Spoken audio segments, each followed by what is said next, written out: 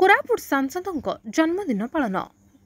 कोरापुट सांसद श्रीजुक्त सप्तगिरी शंकर उल्लाका जन्मदिन उपलक्षे सोमवार दिन लक्ष्मीपुर गोष्ठी स्वास्थ्य केन्द्र में रोगी को फल बिस्कुट और मिठा बांटिले एवं शुभेच्छा जणाइछन्ति।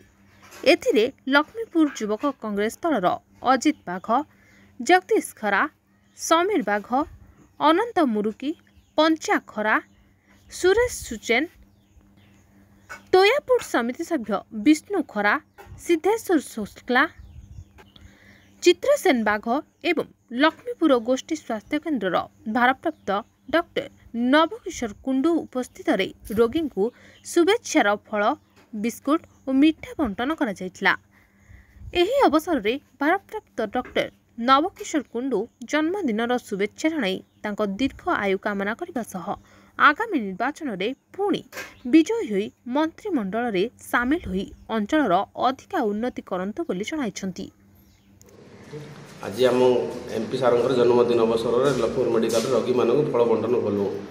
आम लक्ष्मपुर मेडिकल इंचार्ज कुंडू सार सहायता सब बड़ बड़ बोली फल बंटन कलु।